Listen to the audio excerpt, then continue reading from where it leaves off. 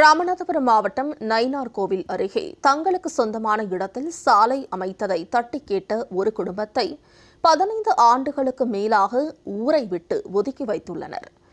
எத்தனை சீர்திருத்தவாதிகள் வந்தாலும் நாங்கள் திருந்த மாட்டோம் என பிடிவாதமாக இருக்கும் ஆதிக்க சிந்தனை கொண்டவர்களால் நிகழ்த்தப்பட்ட அராஜகம் பற்றி விவரிக்கிறது இந்த செய்தி தொகுப்பு.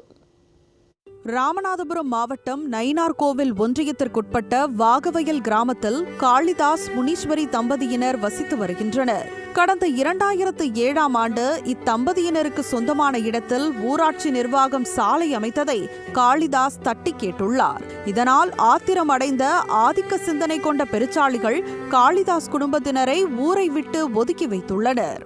கிராமத்தினர் யாராவது காளிதாஸ் குடும்பத்தினரிடம் பேசினால் 5000 ரூபாய் அபராதம் விதிப்பதாக கூறப்படுகிறது.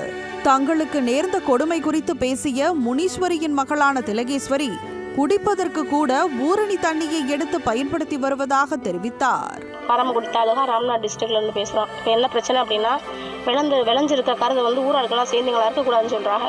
நீ இந்த ஊரில் விவசாயம் பண்ணக்கூடாது, அறுக்கக்கூடாது, இந்த ஊரில் இருக்கவே கூடாது, நீ ஊரை விட்டு முதல்ல ஓடிடணும், இந்த இடத்த எங்களுக்கு எழுதி கொடுத்தாத்தே அவங்களுக்கு கருதை இருக்கலாம்.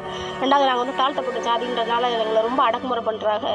இந்த ஊரில் இருக்கணும் அப்படின்னா எங்களுக்கு ரொம்ப பயந்து தான் நாங்கள் இருக்குது. இதனால் வரைக்கும் நாங்கள் உசுருக்கு பயந்துட்டு தான் இருந்தோம்.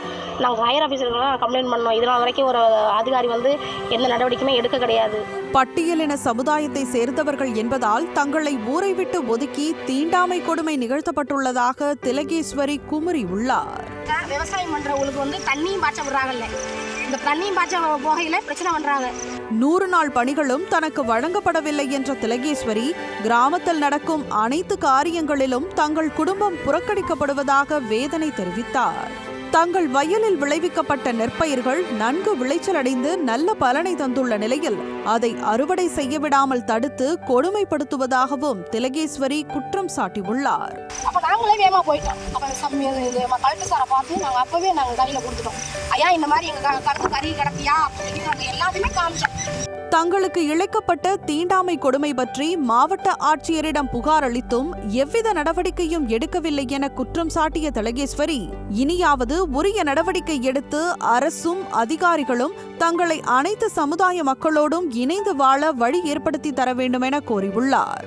ஜெயா பிளஸ் செய்திகளுக்காக பரமக்குடி செய்தியாளர் மாரிமுத்து.